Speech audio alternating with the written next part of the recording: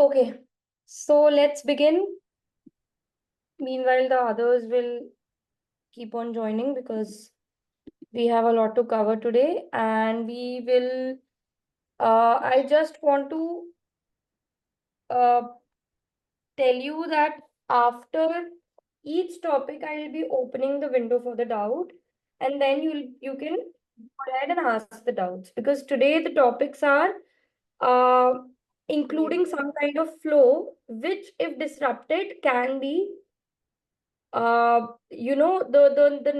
next few sections can be very disturbing if the flow is disrupted. So I'll be opening the window for the doubts after each section and after each topic clubbed together, and then you can go ahead with asking the doubts.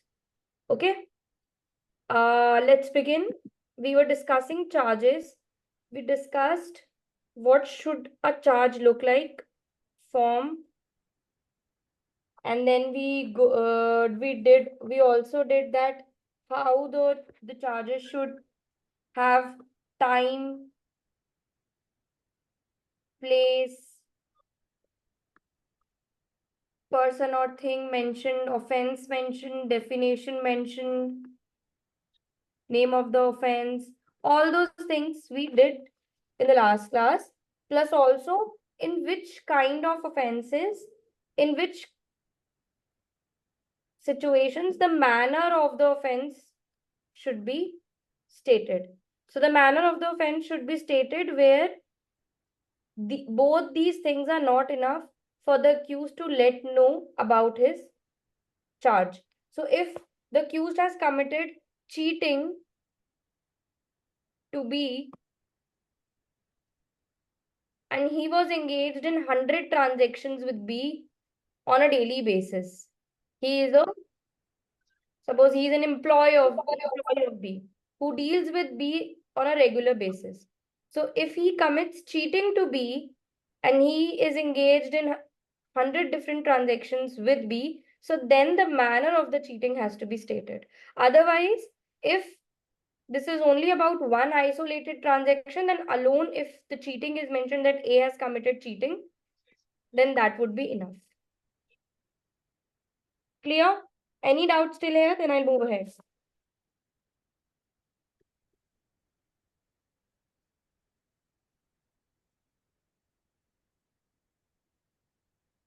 The manner should be stated in certain kind of offenses where it is required, where the time, place, name of the offense, definition of the offense are not enough to give that sort of information with the help of which the accused can prepare his defense, or with the help of which the accused can either know that what kind of offense, what kind of charge is framed against him.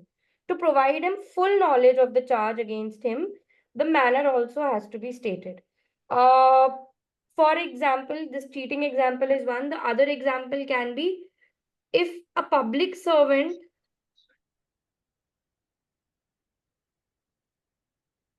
is obstructed from performing his official duties by X, by person X. If this is the charge against X, is this like this is one of the offenses in BNS also, and this is the only obstruction of public servant. This is one of the offenses under BNS also. Is this enough to let know the person that he obstructed a public servant? No, right? So the manner also has to be stated where he obstructed and how he obstructed. So in certain kind of offenses, it is never enough that the definition or the name of the offenses should be enough to tell the accused that what kind of offense is actually committed by him and what kind of charge is framed against him. So that then in that case, the manner should also be stated.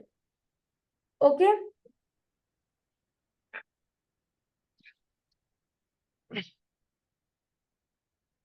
Okay. Let's move ahead. And it is about alteration,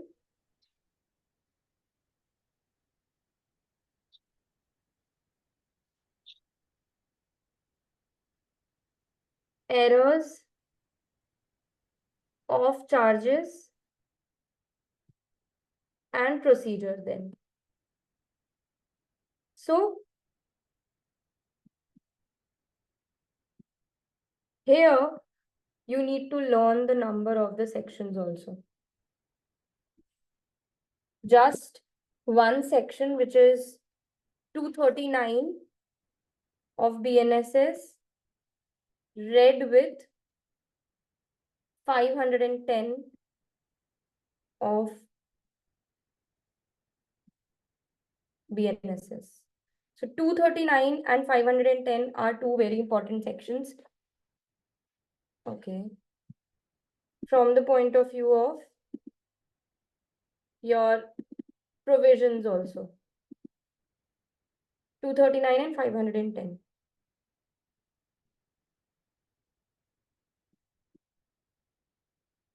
Mark these sections. So the very first thing is any error or omission. If, for example, if court omits to frame any charge against the accused, if the case which is made in the police report is only grievous hurt, then it eventually led to murder. So the charge was only grievous hurt against the accused.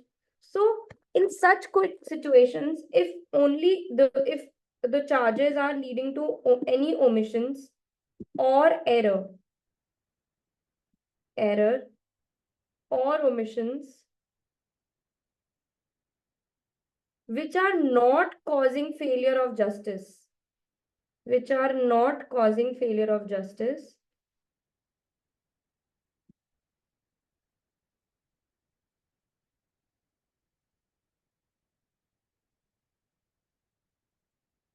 failure of justice,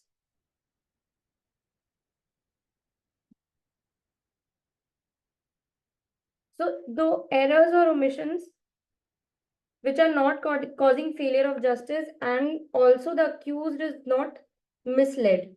These are the words. Accused is not misled.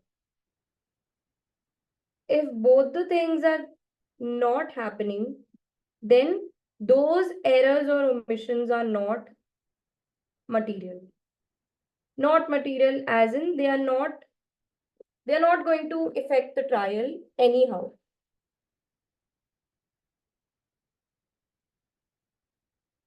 If the error is such which leads to the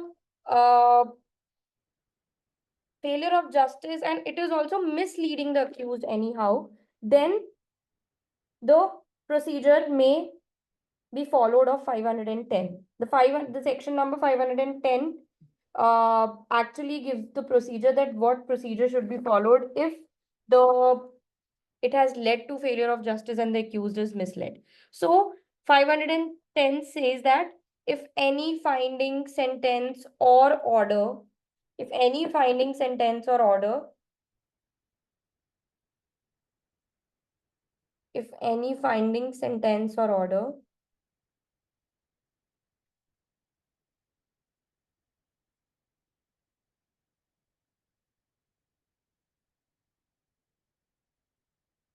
by a court of competent jurisdiction. So the court should be competent by a court of competent jurisdiction.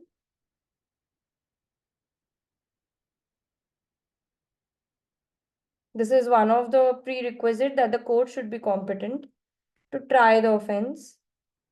Any finding, sentence or order by the court of competent jurisdiction shall not be invalid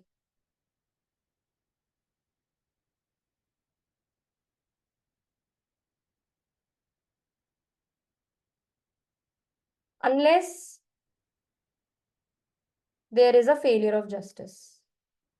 This is also in conformity with the above provision, which I just told you. Failure of justice has to be there.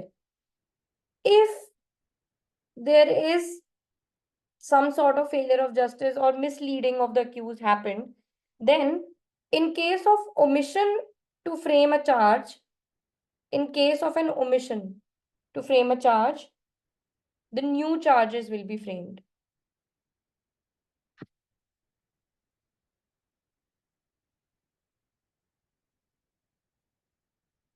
the new charges will be framed.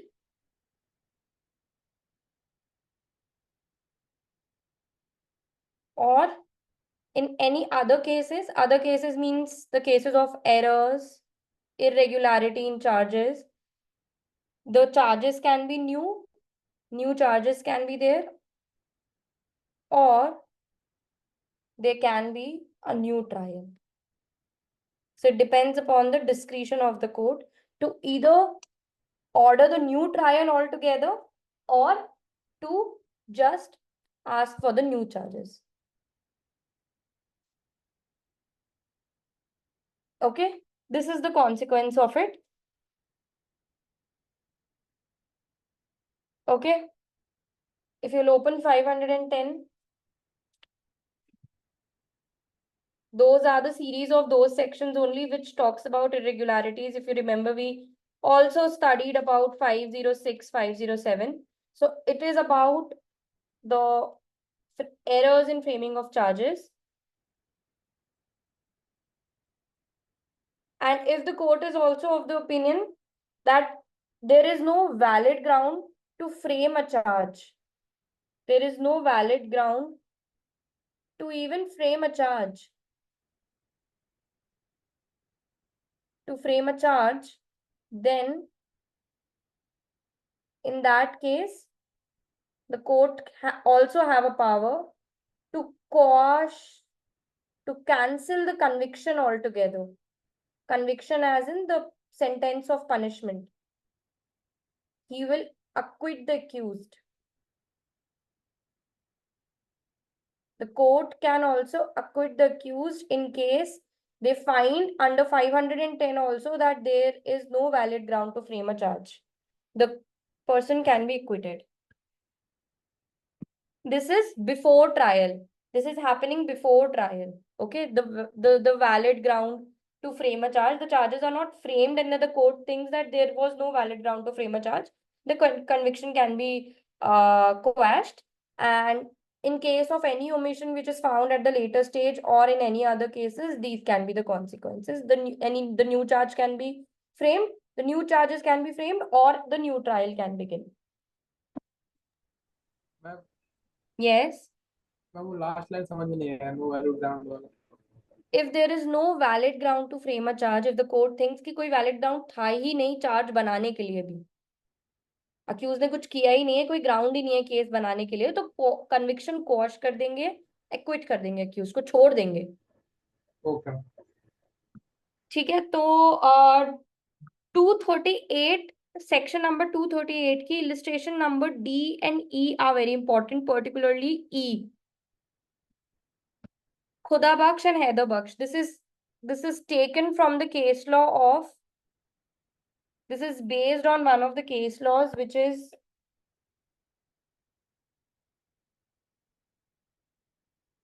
Khuda Baksh versus Emperor, 1917, pre-independence. Yes, Aisha? Ma'am, on the last point that you mentioned, convicted means someone is already held guilty by the court. So will the same court acquit them, or? So the charges are framed. The charges are framed. The charges are framed. And what happens after the charges are framed, if in anywhere after framing the charges till the judgment is pronounced, if any time the court thinks, the same court thinks that the accused has to be set free, the accused has not committed any crime, the court will convict, the court will acquit him. Or if he thinks here that the accused has committed the crime, the court will convict him. If before framing the charges, anytime here the court thinks that the accused has not done anything and this is baseless, the court will discharge him, not acquit him or convict him. Okay. So the same court will do. Okay, ma'am. So quash the conviction doesn't literally mean that oh, they're convicted and then they are being acquitted, but before actual conviction, before the judgment is given. quash the conviction. That means the conviction will not be given. That's all. Okay. Khuda Baksh versus Emperor. This is the case law which is based on if the misleading of the accused. So A was charged with murdering Heather Baksh and also Khuda Baksh on different dates. On different dates. Suppose on 22nd August and 23rd August. Okay. On different dates, he was charged. But when he was tried for the murder of, the trial was going on for the murder of Heather Baksh. He was called for the murder of Heather Baksh, but he was tried for the murder of Khuda Baksh. Okay. And Khuda Baksh was the person who was trying to arrest him. He came with premeditation of like the pre-planned murder happened of Heather Baksh, but not Khuda Baksh. Khuda Baksh was murdered in circumstances. So primarily he was planning to murder Heather Baksh. Then in the same situation, Khuda Baksh was also murdered. So but he was called for the murder of Heather Baksh, but he was tried for the murder of Khuda Baksh due to mistake. But the witnesses who saw the accused murdering only saw the murder of Heather Baksh. So they were present, but the trial was going on for the murder of Khuda Baksh. So this whole mistake is obviously misleading the accused, and this held to be misleading, and there thus the error is material. So either the charges should be framed new, in this case, either new charges or new trial altogether.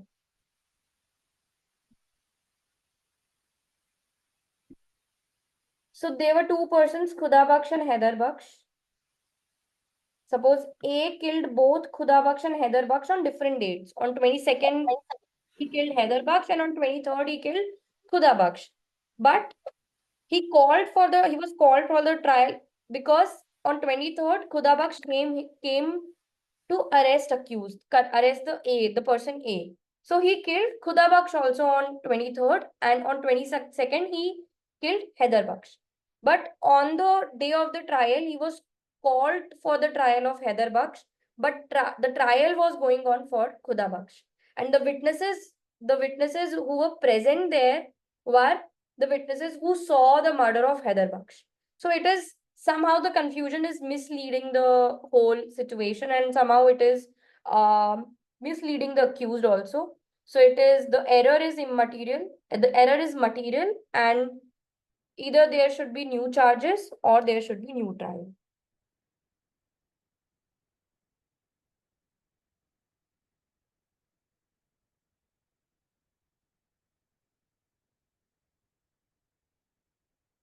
Now, also the court. Ma'am Yes, section कौन सा था? 238. Registration number कितना था ma'am? क्या? Registration number 238. Illustration E. This is illustration E based on the case of Khuda Baksh versus Emperor. 239, section number 239 about alteration. Yes. Ma'am, previously he was charged with the murder of whom? He was charged with the murder of both Heather Baksh and Khuda Baksh, but he was tried for the murder of he was called for the murder of Heather Baksh, but the trial was going on for Khuda Baksh. And the witnesses who were present there were of the Heather Baksh case. Okay.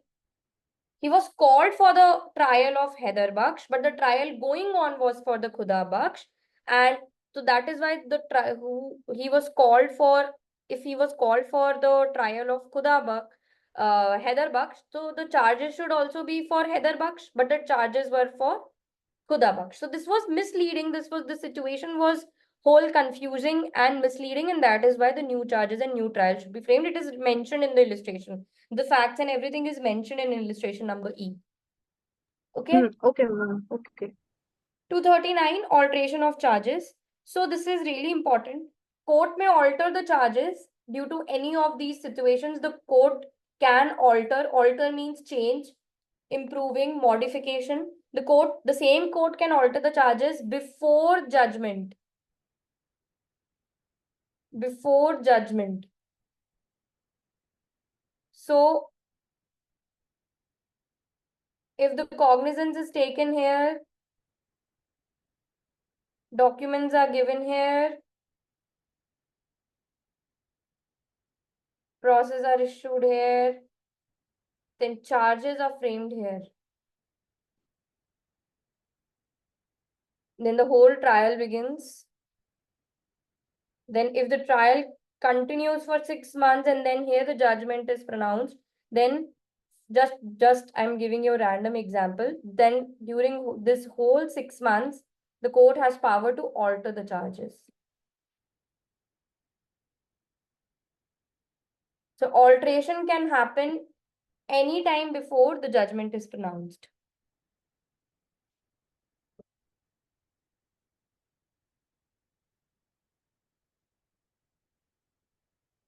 Then, if alteration happens, it should be read and explained to the accused again.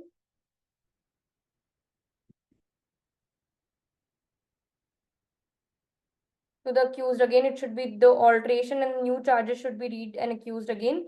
If nobody is prejudiced, the word is prejudiced. Nobody is prejudiced. If no one is prejudiced, that means if it is not leading to failure of justice of the accused or of the prosecution, nobody is prejudiced, then the new charges will be treated as original charges. That means the charges which were framed new will be treated as that they were framed when the original charges was about to be framed. Or if anybody is prejudiced, then a new trial or new trial has to be ordered or adjournment.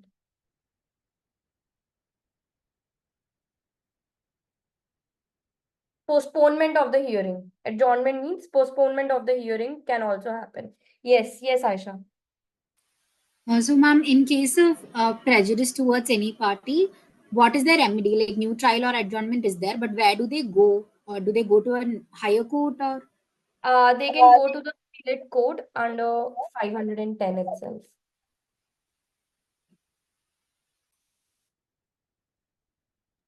Ma'am, what is the meaning of prejudiced here? Failure of justice. That means if it is affecting the accused materially in any way. For example, in case of Khuda Baksh and Haider Baksh, the whole situation was very misleading. The accused came for the trial of Haider Baksh and then he was somehow asked the questions relating to Khuda Baksh. And the witnesses was also the present witnesses were of Haider Baksh. So the defense he was prepared with was of Haider Baksh. So this is misleading. This is prejudicing the accused, affecting the accused. Okay, ma'am, got it. The higher court. Okay. And if this happens, if the alteration of charges happen on the whole, then in that case, the witnesses or any other persons can be recalled or resummoned.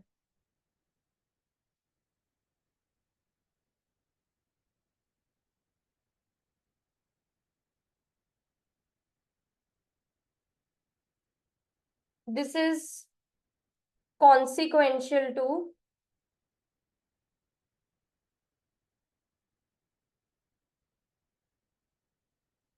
two 239. If 239 doesn't happen, if alteration doesn't happen, then there is no scope of recalling or resummoning the witnesses. If at all the recalling or if at all the alteration happens, then only the recalling or resummoning happens. Clear? This section is read with a very, very important section, which is actually one day a student also in the class asked about it, because that is a section which is very commonly used by the courts. I'll just give you a glimpse of it because we are going to deal with it in detail, which was the old section was 319 of CRPC. Now it is 358 of BNSS.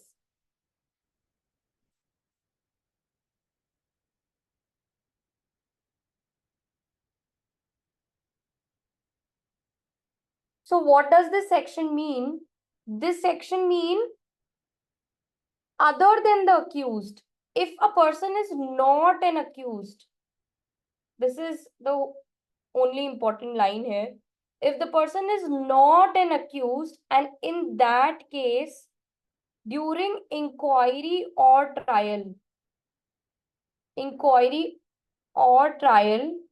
if there is a need to call any person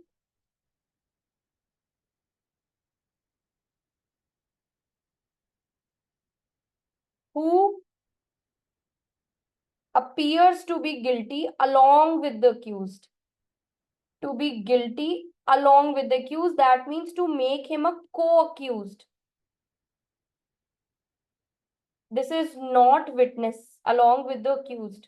We are not talking about witnesses here.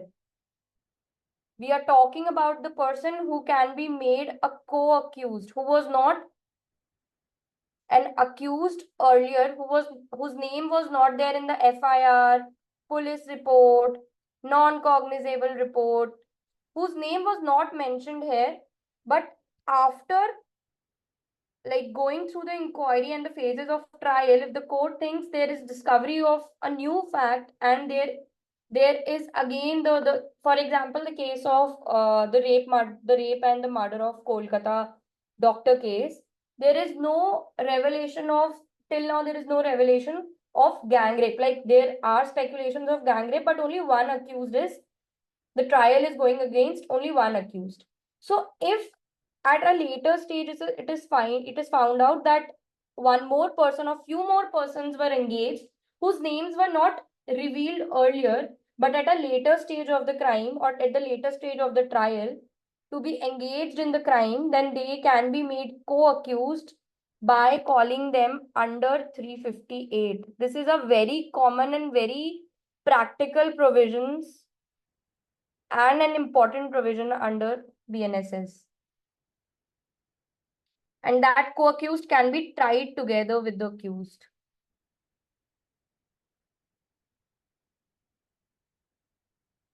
Okay.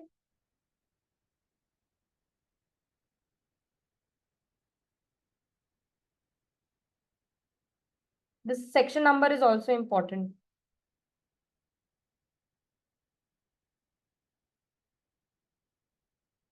Clear? 358. So this is about alteration of charges. This is how the alteration happens. And if the alteration happens, there can be a new trial also. There can be, if anyone is prejudiced. If nobody is prejudiced, then the charges will be treated as the original charges only.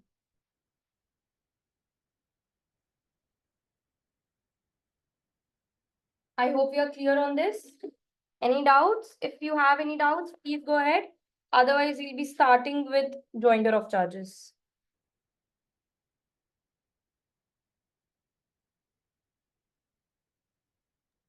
And this new charges made will be treated along with the original charges, as in with the original Yes. charges. It will be Yes. added, right?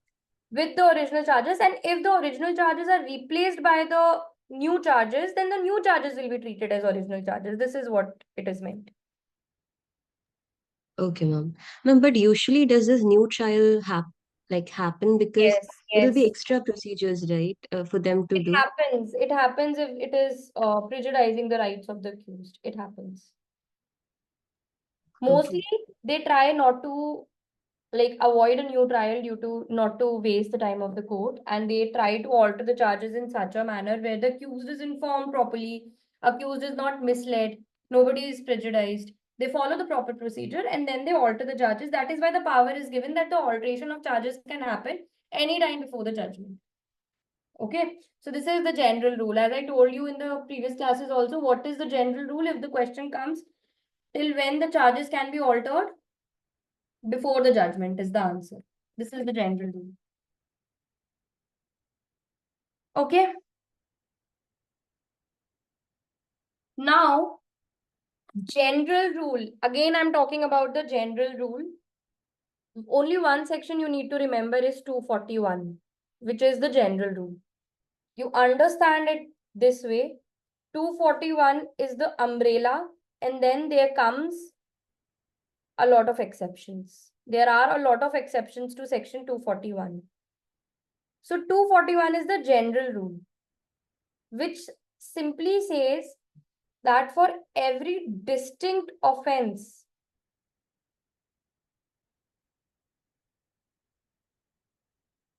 there should be a separate charge.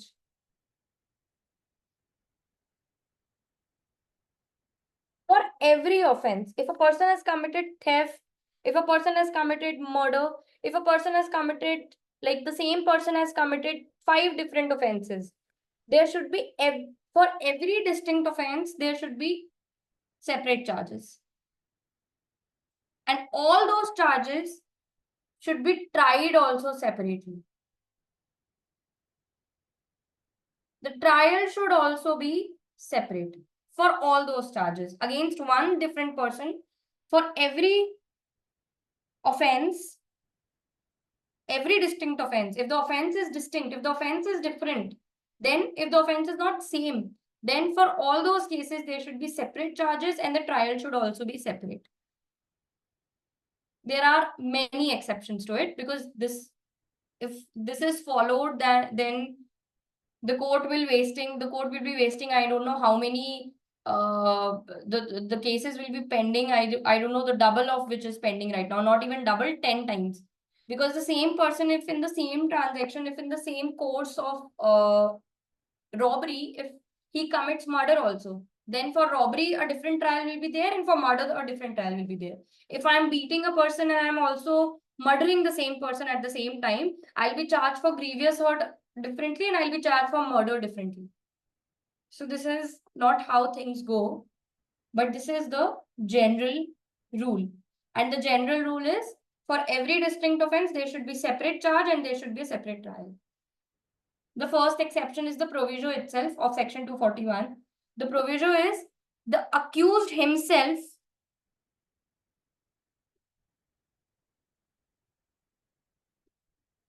on application in writing. The accused himself can make an application in writing to try him together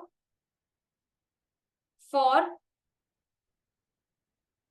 all or any number of the charges against him. So the accused can himself make an application in writing. If the accused has himself made an application in writing that I am charged with these offenses, please try me together for all the offenses, the court will do that. The court has a discretion to do that.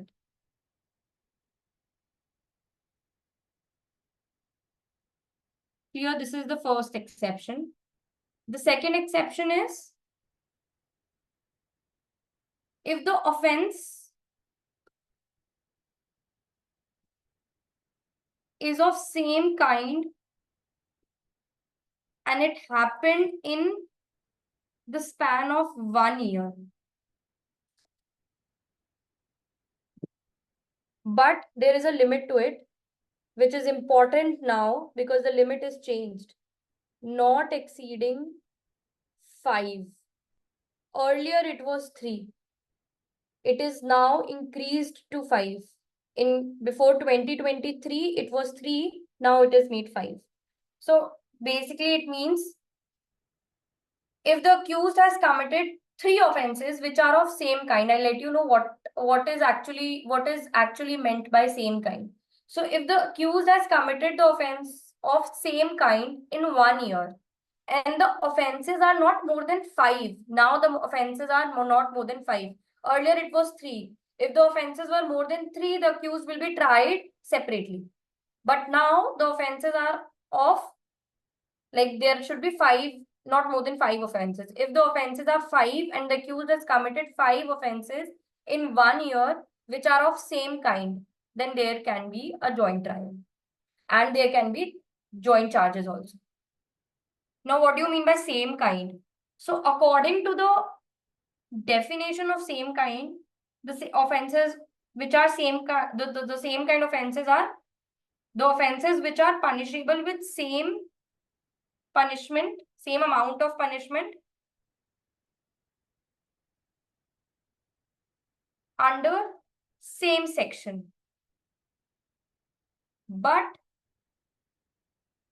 the proviso says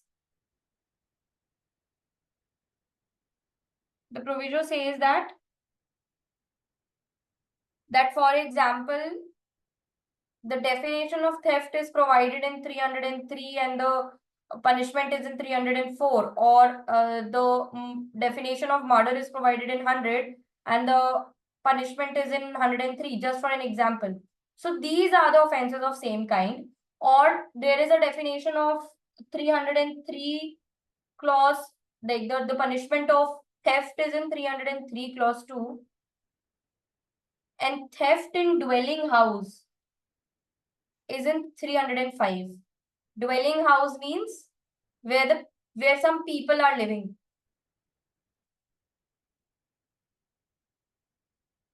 In a house where people are living. So theft and dwelling house, theft in dwelling house are of the same kind. So if the person is going to commit a theft in a dwelling house, he will be charged with theft also and 305 also, both the charges. So it should not be the thing that he should be tried for theft separately and 305 separately. He will be tried for both the offenses together. This is the second exception, but the offenses should be in the span of 1 year and the offenses should not be more than 5 in number now. Any doubts?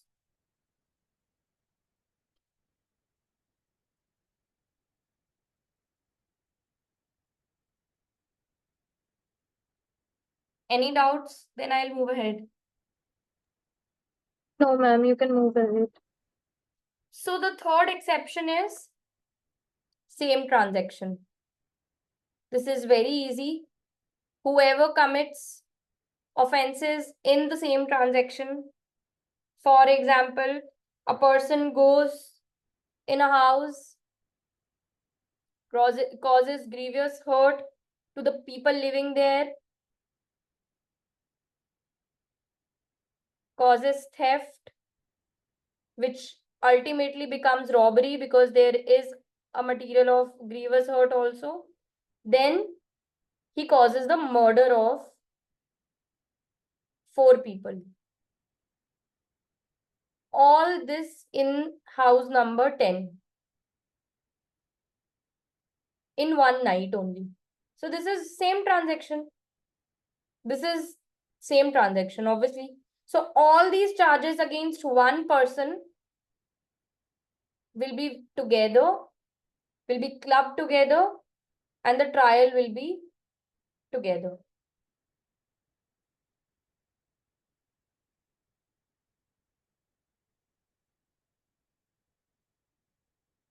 For example, you can read the illustration number B of section 243.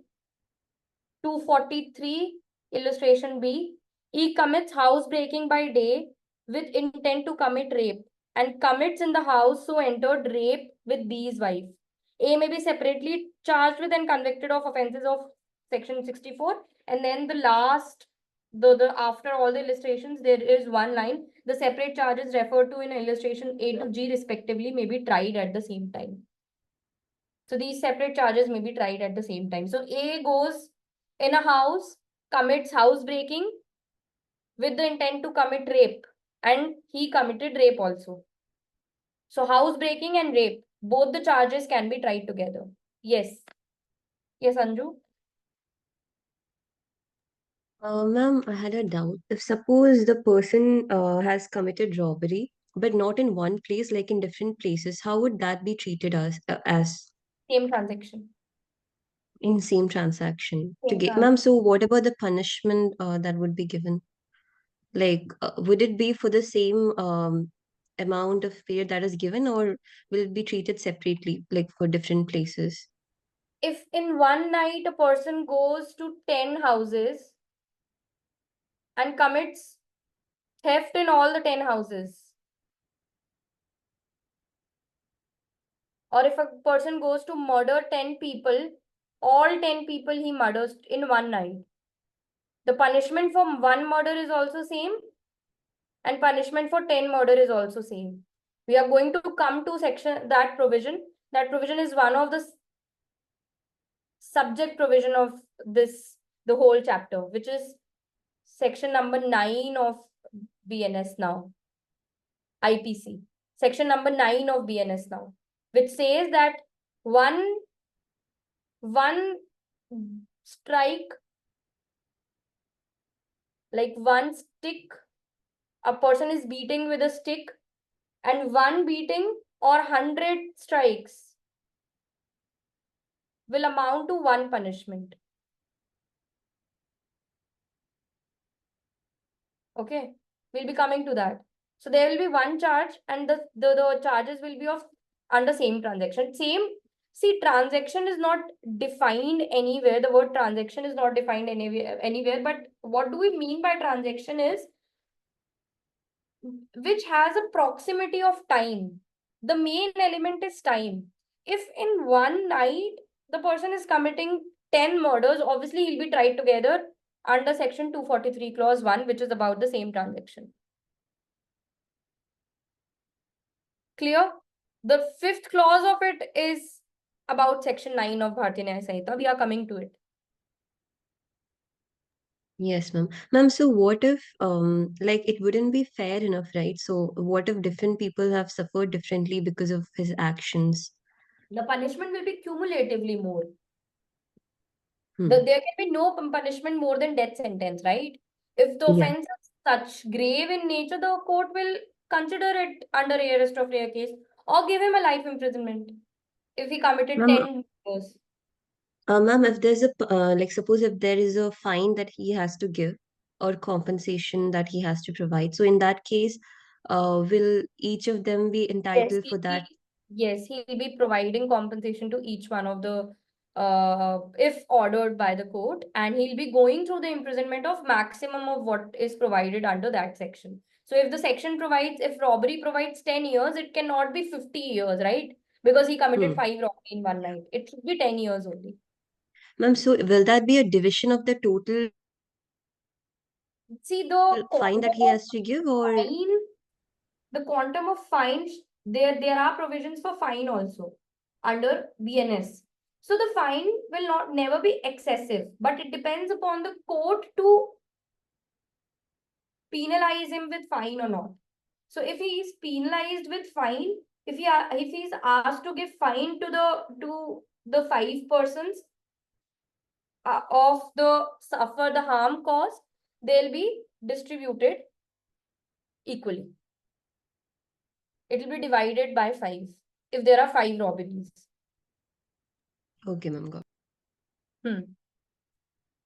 The next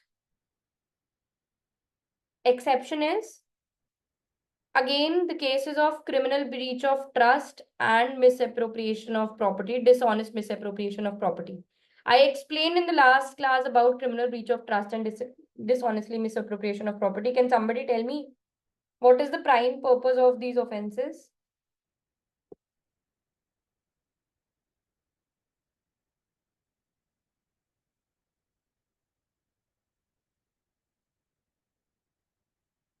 To avoid the misusing of property. So the person does not misuse anyone else's movable property. Okay. If I'm giving you my book in trust to look after it, that is my movable property, or my car in trust to look after it, and you uses it as your own, this is criminal breach of trust. But if you find any ring on the road which you do not know the owner, and then without even finding the owner, you use the ring as your own and you kept it for yourself, then it is dishonest misappropriation of property. So both these offenses are for avoiding the misuse of the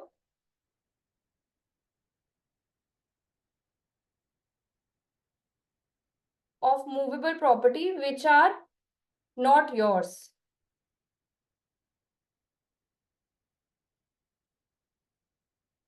If given in trust or if not given in trust. Clear? If these offenses are committed, we studied it in, I think, the very first section itself, that when there are these kinds of offenses, then there should not be, these offenses will be treated as same kind of offenses. And if they are same kind of offenses, they can be tried together.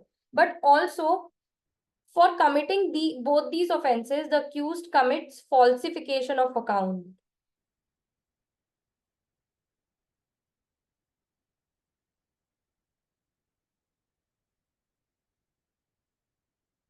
He fraudulently hid something in his account. Then in that case,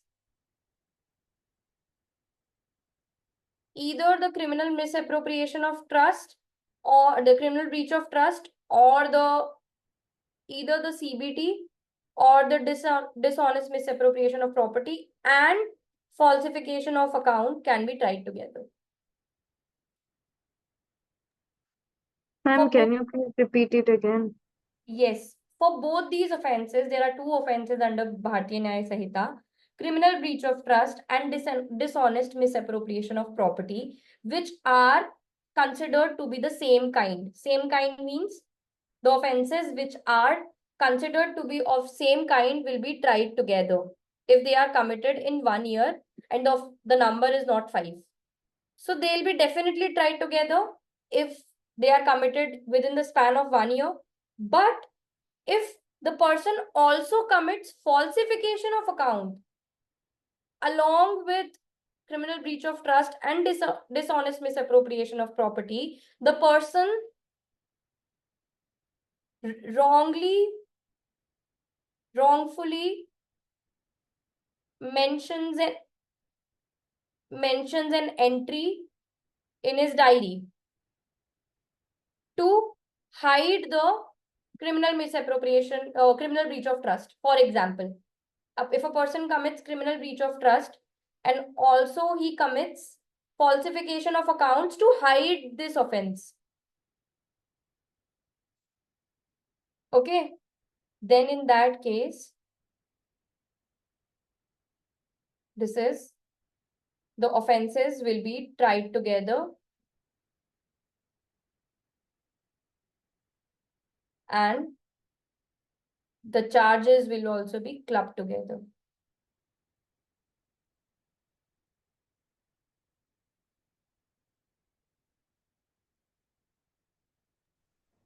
ma'am Yes. Falsification of accounts का मतलब है? Falsification का account का मतलब कि आपने कोई diary में गलत एंट्री कर दी है किसी चीज को छुपाने के लिए, कि criminal breach of trust happens when you give something of your own in trust to someone to take care of it. For example, you have a business of any goods you have a business of. For example, you are dealing in coal. You are dealing in coal, and your friend also is dealing in coal. You are two friends. You are going out somewhere and you gave 2500 kg coal to B, who was your friend, in trust, because you were not available. So you told him that please look after my 2500 kg of coal. B kept 2500 kg of coal as his own and also showed the false entry in his accounts, because he'll have to show, because he's running a business, he'll have to show how this 2500 kg of coal came into the picture. So he made a false entry to it. So if this happens, then falsification of account and criminal breach of trust, which are two distinct offenses, will be tried together. Clear? Okay, ma'am. Yes, ma'am. Okay. Fifth is when there is one act. Please listen to it carefully. When there is one act, one single act, because 5 and 6 are very similar, there is only difference of one act and two different acts. One single act which resulting into two offenses.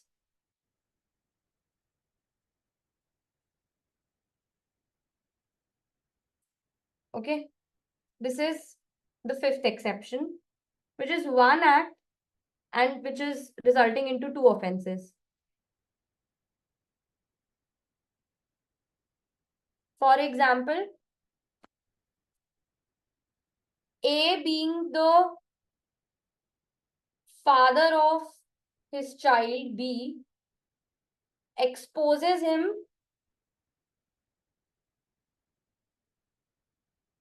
and abandons him. छोड़ दिया उसे, अपने बच्चे को छोड़ आया जो 12 साल से कम एज का था, who was less than 12 years. This is an offense itself. अब इसकी वजह से, ये एक एक्ट है, इसकी वजह से the child died. So there are two offenses. One act, two offenses. One offense is exposing the child, and other act is culpable homicide not amounting to murder. So there are two offenses, one single act. If this is the situation, then the offense will be tried together and the charges will be clubbed together.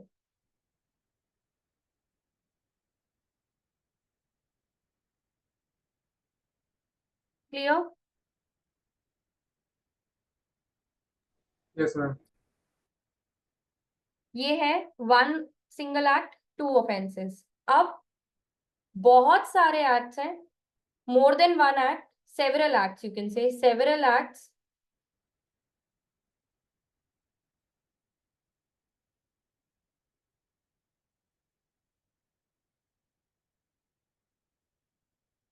which makes Ma'am, new offense. Yes. whenever the offenses are tried together, that means the charges are clubbed together as well. Whenever the charges are clubbed together, that means the charges will be tried together. This means that जब charges एक साथ, when the charges are framed together, why are you framing charges together? Because you want a single trial. You don't want to waste time of the court, right? If you are Yes, ma'am. framing got it. one single charge against a person, that means one trial. There can be many other reasons of combined trial against one person, but combination of charges is one of the reason. Sixth exception is एक offense ये है, दूसरा offense ये है. There are few offenses which is resulting into a new offense. You can call it as cocktail of offenses. Okay, when 1, 2, 3, 4, 5 offenses make a new offense. The best and the ultimate example of it is theft plus hurt is robbery.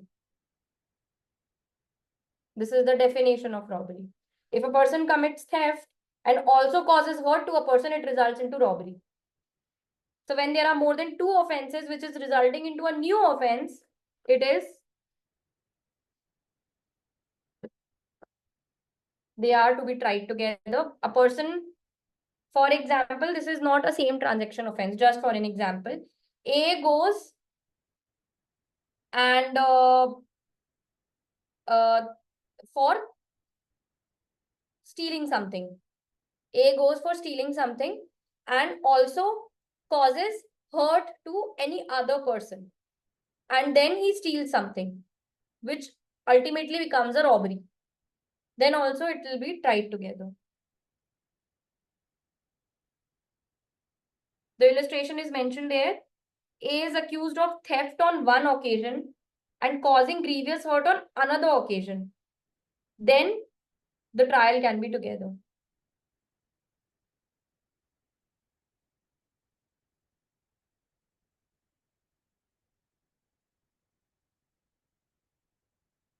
Clear till here? When there is one single act and then there are different offenses, and then there are several acts which constitute a new offense altogether.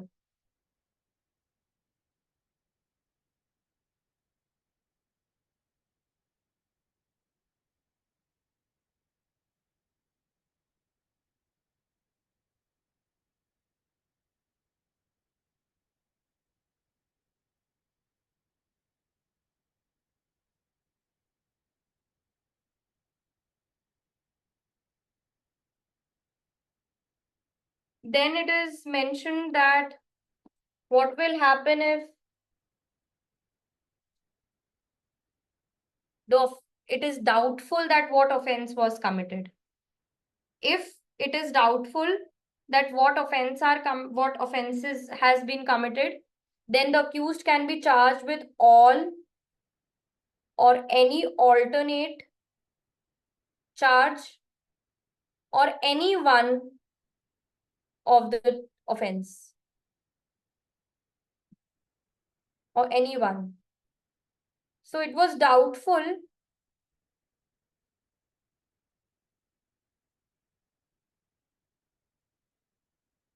the 7th exception is in cases of doubt. What if there is a situation of doubt?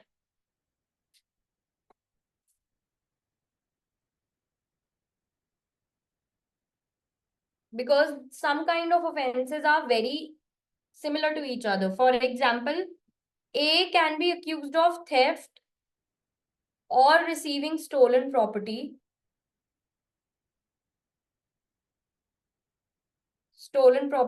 or he may be accused of criminal breach of trust, or he may be accused of cheating. It is not clear that which kind of offense he committed. So the charges can be framed of all the offenses, any alternate offenses, or any one of the offenses if the court thinks fit of the highest punishment. Whatever the court finds necessary, then the court will do that. But at the later stage, if the doubt is cleared, then there will be no new trial. The charges will be altered. That's all. The charges will be added or removed as the situation is in cases of doubtful offenses.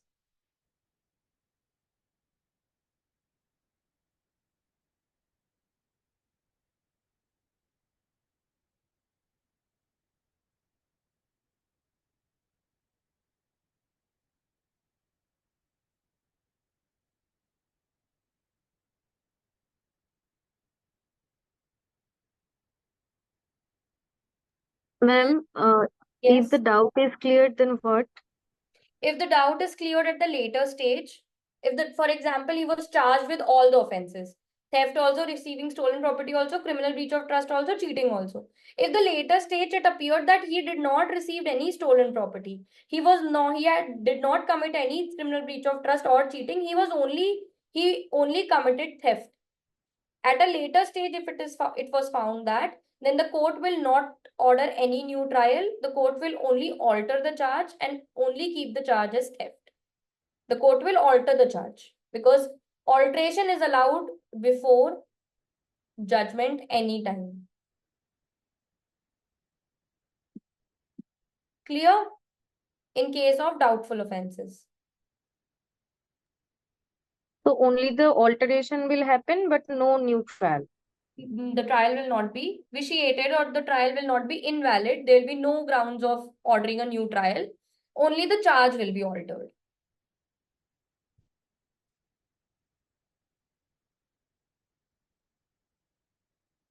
Okay. The last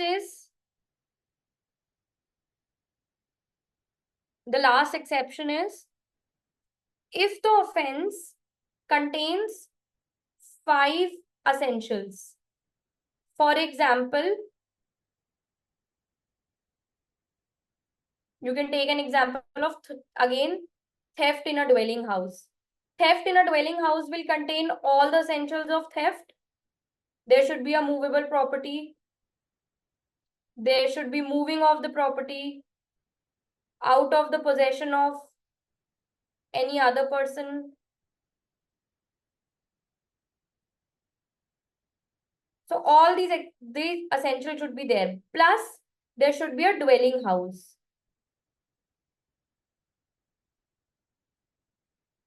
If this is the case, Ma'am, can you please repeat that line? If the offense has all the what? if the offense has the essentials, every offense has some essential elements and then it becomes the offense. For constituting a theft, there has to be a movable property. There has to be moving of the movable property out of the possession of any other person. But if it is theft of dwelling house, this is a separate offense. Theft in a dwelling house. Okay. If this is the case, theft in a dwelling house, then there has to be a dwelling house also. So this is a major offense because obviously the punishment of theft will be lesser and the punishment of theft in a dwelling house will be more. Then that is the reason why there is a separate offense of theft in a dwelling house. Or maybe you can say house breaking by night. House breaking by night. Normal punishment of house breaking is less. Committing house breaking by night is punished with more punishment. So all the essentials of house breaking, there should be a house, there should be breaking open of the house, and then it should be committed in night. So all this makes the offense of house breaking by night. But what if at a later stage it appears that only these 2 conditions were fulfilled? He did not commit house breaking by night.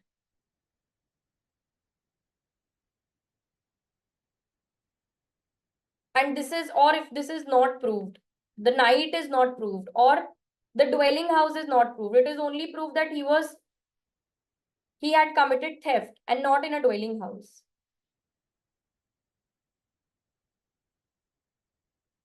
Then he may just be convicted of theft, or he may just be charged with theft. Okay. Ma'am, what if any element of one of the offenses was not committed? Yes, that's what. If one of the element of one of the offenses is not committed, then in that case, the lesser offense which the other elements are constituting, he can be charged with that. Ma'am, what I asked was as in if in case of theft, all the conditions are not satisfied. If one of the things are missing, then what would be the situation? Then he'll not be convicted of theft. There'll be no theft. Yeah. For one offense, there has to be the essential elements of actually one offense, of the parent offense. The best example is criminal breach of trust in a carrier. This is one more offense. There is simple criminal breach of trust, and then if a person commits criminal breach of trust in a carrier, that is one more offense, and the punishment is grave. The punishment is more than the normal criminal breach of trust. So if at a later stage it is proved, or if it is proved that he was charged with just criminal breach of trust in a carrier, but it was proved that carrier was missing, then he can just be charged with criminal breach of trust for minor offense.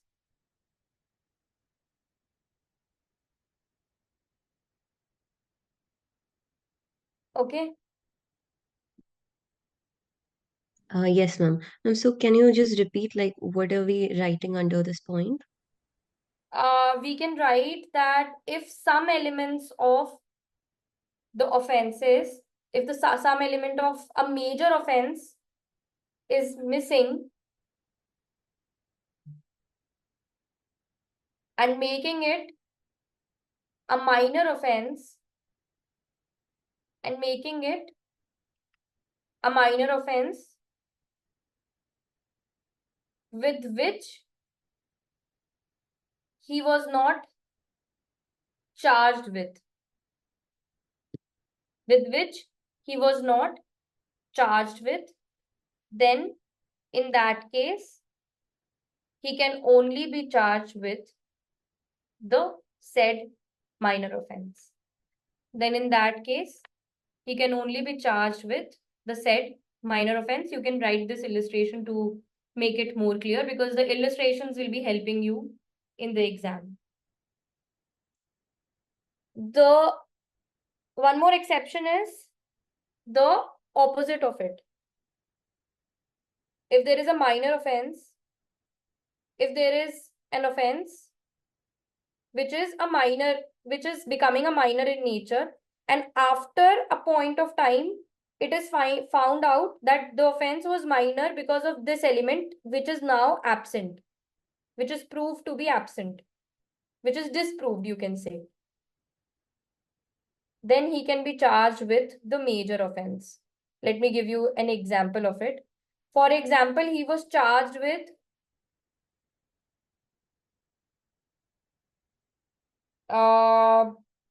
grievous hurt,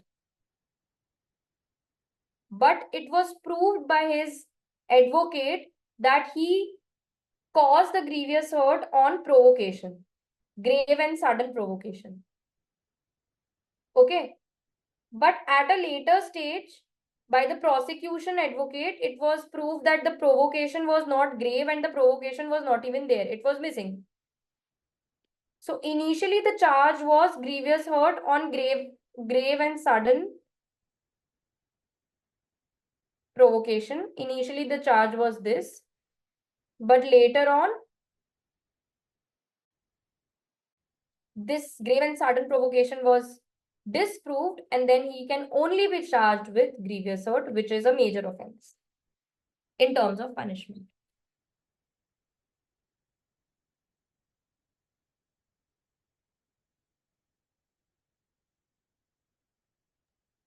Ma'am, can you please conclude this number 9 overall in one sentence?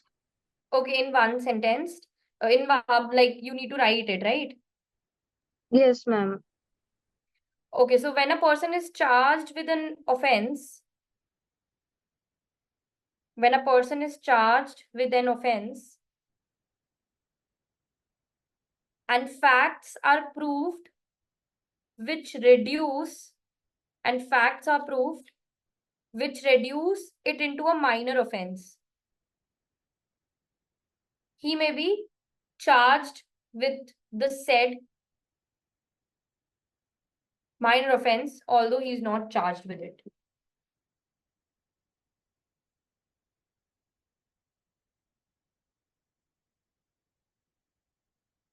Can Ma'am, you repeat the whether last facts line? are reduced. Although he is not charged with it.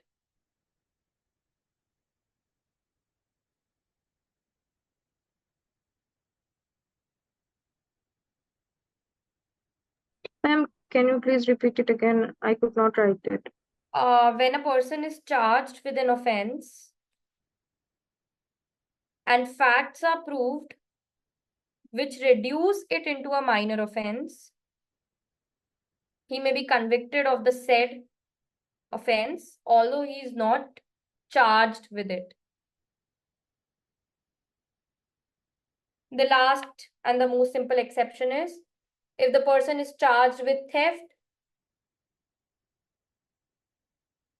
and he was not charged with attempt to theft, then they can be clubbed together. Not particularly of theft, just giving you an illustration. The line is that if a person is charged with an offense, he may be charged with attempt to commit such offense, although he was not separately charged for it. 245 clause 3. When a person is charged with an offense, he may be convicted of such an offense. He may be charged with attempt to commit such an offense, although he was not charged with it.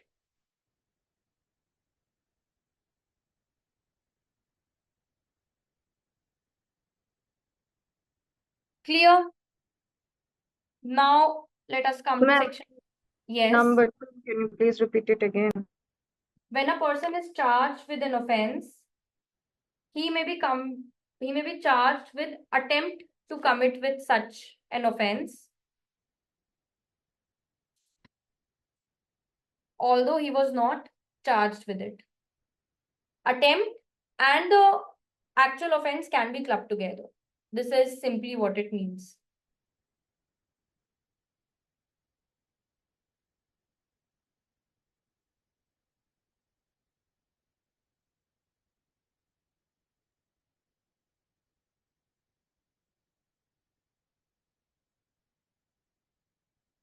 Okay. So there are two sections which are relating to it. Section 9 of BNS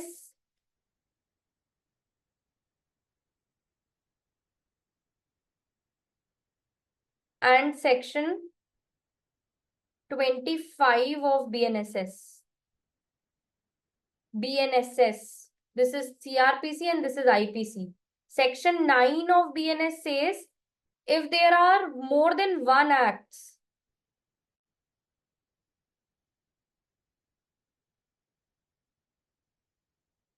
the punishment will be single. I gave you the example of 1 strike or 100 strikes. 1 robbery or 10 robberies. The punishment will be 1, which is maximum. They cannot be, if robbery, the punishment for robbery is 10 years, it cannot be 100 years for 10 robberies. It should be 10 only. The cumulative punishment for more than one act will always be 1, which is the most severe one. Okay? If there are more than one offenses, this is for one act, one single offense. If there are one offense, for example, there is robbery also, there is murder also, there is rape also, all these things are there. So only the person will be punished with only one offense, which is the most severe one. So in cases of different offenses, more than one offenses, the punishment will be 1, which is the most severe one. He will be punished with one punishment, which is the most severe punishment. Ma'am, is this also a part of the exceptions? No. This is different. There are 10 exceptions. That's it. This is a rule under section 243, which says that these exceptions does not affect section 9 or section 9 of BNS. Essentially, it says that section 9 of BNS is not affected by it. Although he may be clubbed with all the charges, although he may be tried together of robbery, murder, and rape, but the punishment will be the 1. The punishment cannot be 3. Okay. how the punishment can be 3. If, for example, the punishment for robbery is 10 years, murder is life imprisonment, rape is death. He'll be first asked to serve 10 years, then he'll be gone for life imprisonment, and then he'll be gone for death. Is it possible? No, ma'am. Ma'am, so this section is section 243. Or should we learn it as 25 of BNSS? You should only learn it as 9 of BNS. This is 9 of BNS, section number 9 of BNS I'm talking about. Read with Ma'am, so what is the 25 of read with BNSS? section 25 of BNSS. I'm coming to it. This is just section 9 of BNS, which should not affect these exceptions. Okay, clear till here? Then I'll move ahead with 25. Now, CRPC talked about the punishment, the power of punishment by the court. What will happen if the court of James II, how much a James II is empowered to punish?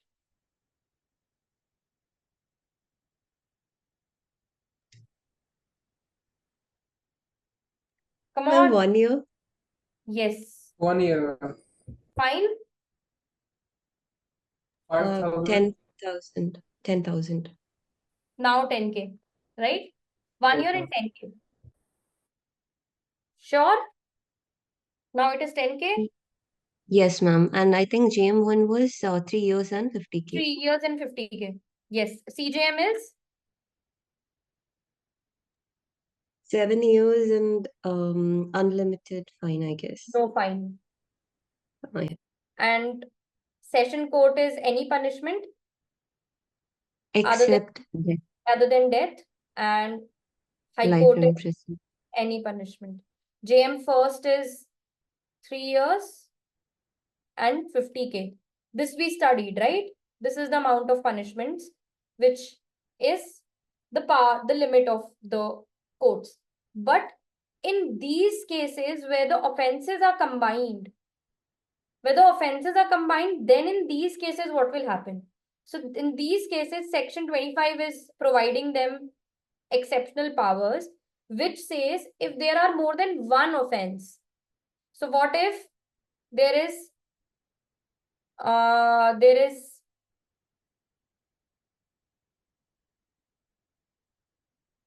theft, normal theft, which is 3 years, and then there is the parent offense is theft, and then there is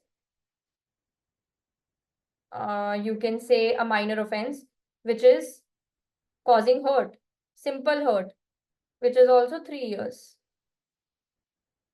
If the cognizance is taken by JM first, he knows that the maximum punishment is 3 years, but he has committed theft plus hurt both. If the maximum punishment for hurt is, for example, 5 years, he knows that the maximum punishment can go up to 5 years. He is only empowered to give 3 years of punishment. He is not going to submit the case or commit the case. He's not going to submit the case to CJM because of section number 25 of BNSS, which says if there are more than 2 offenses,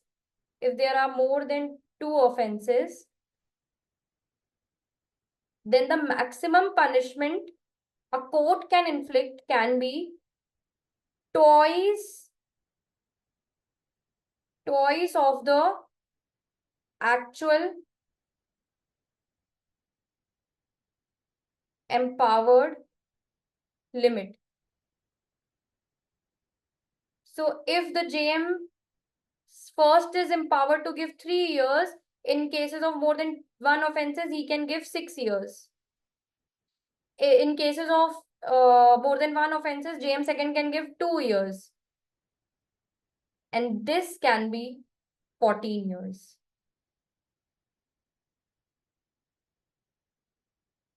Okay? For more than 2 offenses, this is the case. Yes, repeating. So we studied that the courts can inflict only said amount of punishments. JM second was allowed to inflict 1 year, JM first was 3 years, CJM was 7 years. But what in the cases of more than two offenses? If the offenses are more than two, then what?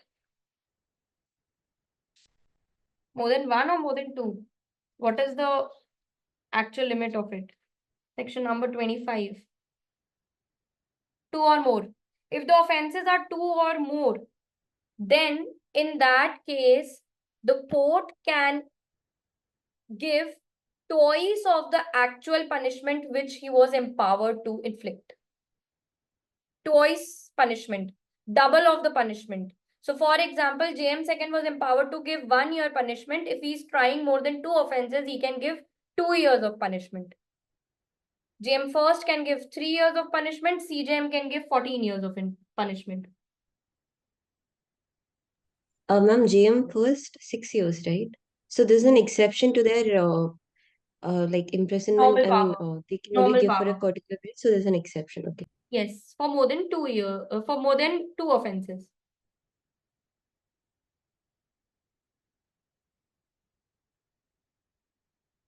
In no case, but this is also subjected to one limit. In no case the person shall be punished for more than 20 years.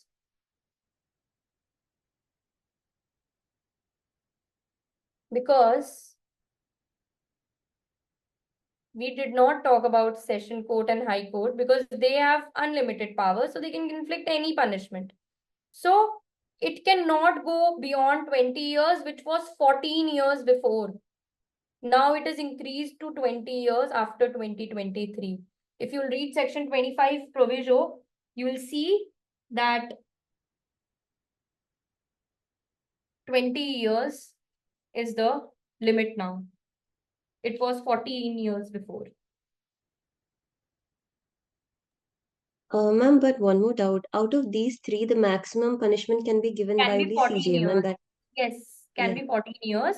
That is why it was 14 years only before, but now it is made to 20 years.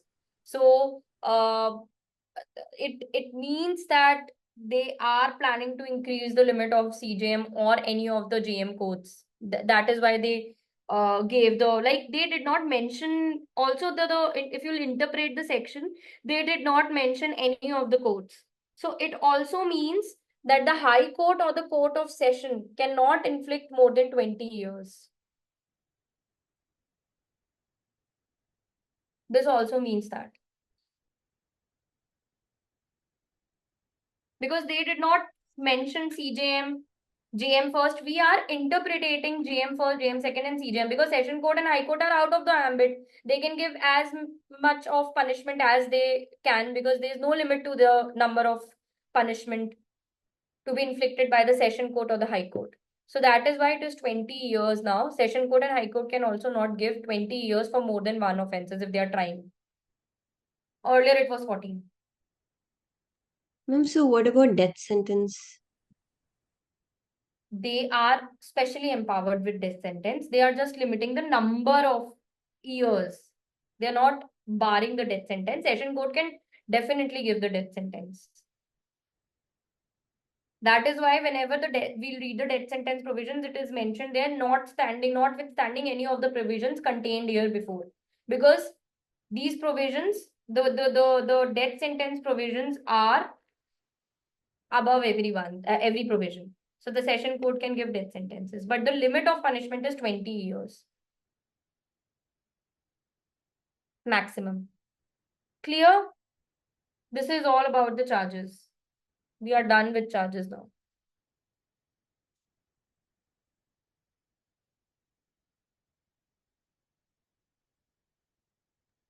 Ma'am, so under 25, it doesn't specifically mention regarding High Court or Court of Session. So it is, No. I mean, the other JM1, JM2, or CJM. So it is applicable to all, basically, since it's Yes, silent it is about that. applicable to all because it is like specifically talking about all the courts. Okay, ma'am. Ma'am, one more doubt that I had. Ma'am, isn't the first exception of the joinder of charges kind of defeating the purpose of all other exception? Because if in case the person is requesting and if the court allows, then what is the purpose of having all other exceptions for this? The person will I mean, never, even with the accused person will never himself ask it. If the person asks it, there is no, the accused will never want his joint trial. The accused will, every time he'll want to waste the time of the court and not to get convicted as soon as possible. The accused will obviously not want the joint trial, and that is why if the accused is himself asking the joint trial, it is above everything. You understand it that way. yeah, ma'am. So this was another thing. Like, whom is it advantageous to? Is it the courts or to the accused when he's The asking for? court, the court. If it is, if the joint trial is happening, it is not in favor of the accused because the accused will be convicted sooner. The trial will happen in shorter period of time.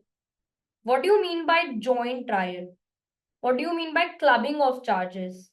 When we do everything together, we save the time, right?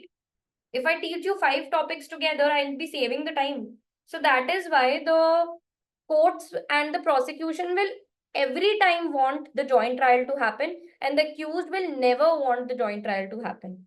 But if the accused is himself going and asking for the joint trial, then nothing beats it. Also, will there be any consideration for the punishments when it is joint No, trial? no. If the accused is himself going for the joint trial, that means there is something fishy and he has not even committed the offense. There will not be anything like this. This does not represent his good character in any way. This will just lead to the joint trial. That's it. So, Okay. The next topic Ma'am, is yes. Can you please say that sections 9 and 25 of BNSS again? See, section 9 simply says that if there are more than one, section 25 of BNSS talks about the powers of the courts to inflict punishment in cases of more than 2 offenses.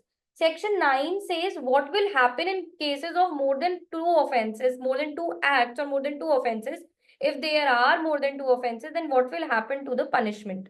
So if there is one strike or if there are 100 strikes, there'll be one punishment. If there is one robbery or 10 robberies, there'll be one punishment. If there is a robbery, murder, or rape, the punishment will be of one offense, which is most severe. This is what section 9 is talking about of Bharatiya Nyaya Sanhita. It is just talking about the punishment aspect. Okay. So even if the charges are clubbed, even if we are clubbing the charges, that doesn't mean the punishment will be also clubbed. The punishment will be one. This is what you mean by section 9. What we mean by section 25 is 25 of BNSS just simply talks about the powers of courts. So in cases of more than 2 offenses, the power of courts becomes double. If one court is trying more than 2 offenses, if for example CJM is trying more than 2 offenses, the punishment he can inflict is 14 years because the actual punishment he was allowed to inflict was 7 years. We studied it, remember? When we were studying BNSS, we started with it, Remember. studied it. It was 7 years, so now it become 14 years. Because of 25. Section 25 says if the CJM or any of the court is trying more than 2 offenses, it becomes twice of the actual empowered limit, but it should not go beyond 20 years. It was 14 in 2023, it became 20 now. Got it, ma'am. Clear? This was the summary of it. Let's introduce the trials and then let's conclude with the class. So I always told you there will be initiation of proceedings by either FIR, non-cognizable report, complaint, information cases, whatsoever is the case, and if the cognizance is taken on whatsoever process, then the process of inquiry will be followed, process will be issued, documents will be given, and then the charges will be framed. And as soon as the charges will be framed, the trial will begin. So what actually is trial? It is not even defined in 2023 BNSS now. It was not defined in CRPC. It is not defined in 2023. Trial can be called as the process of providing justice by the court.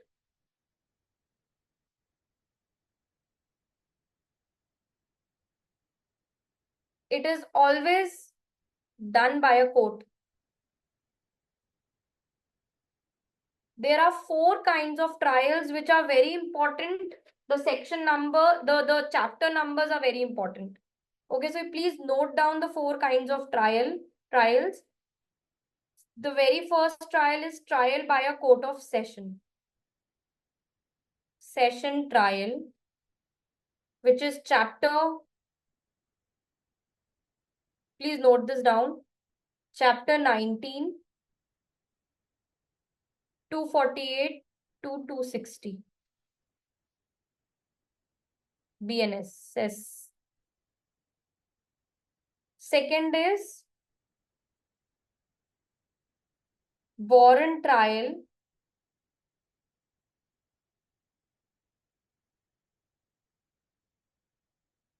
chapter 20, 261 to 273. Summons trial,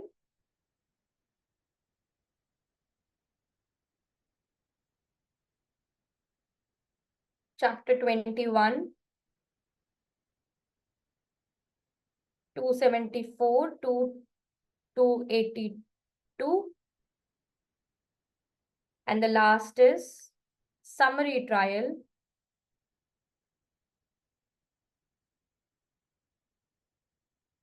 chapter 22. And this is the most important one. Please remember it. This is the summary trial is the most important one because this is the need of the hour.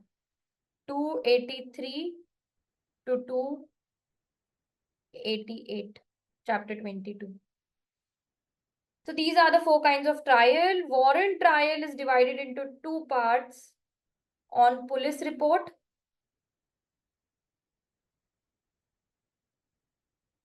otherwise on police report.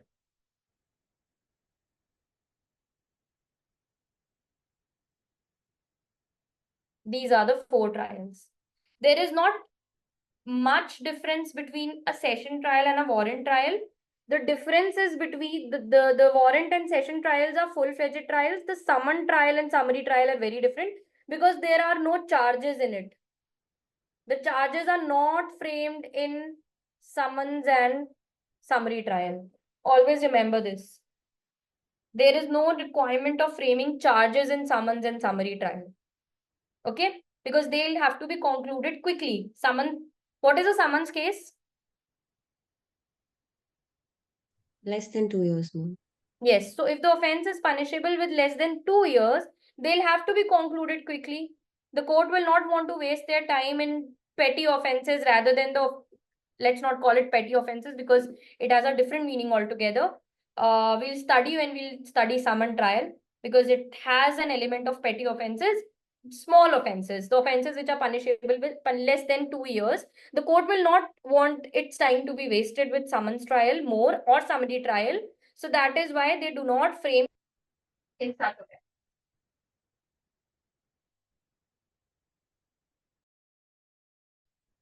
Am I audible? Yes, ma'am, you are. Ma'am, do we Yes, have to remember these chapters that you have mentioned and the sections? Chapters number, no, not the sections, just the chapters. 19 to 22. Session, warrant, summon, summary, 19 to 22. And And then ma'am, what is the previous section that you taught us, the section 9 read with 25. yeah, that one. Do we have to remember the provision, ma'am? Yes, 9 and 25, you'll have to remember. And among the provisions of charges, you just will have to remember 241. 241 is the general rule. Just that. Nothing else. And the chapter number, which is chapter 18. And also 238. 238 read with 510. Just this.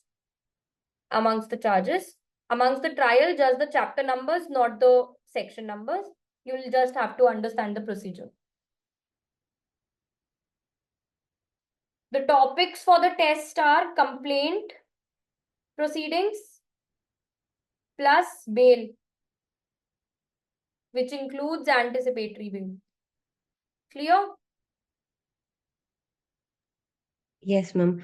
Ma'am, was it 239 read with 510 or 238 with 510? 238 read with 510. Okay. 238 read with 510 of BNSS. 9 and 25 and 241. These sections of charges. Clear? We'll begin with trials, like we'll just understand the procedure. The procedures are very similar. If you'll understand one procedure, you'll be able to understand all the procedures then. So that this will not take more time, and then we'll starting with the miscellaneous topics, which are not miscellaneous, but isolated miscellaneous topics, you can call them. Okay? Yes, ma'am. Any doubts? I hope not. We are No, ma'am, almost it was done with all the major topics of BNSS. We are just left with some minor topics. So please prepare bail and complaint in detail for tomorrow's test.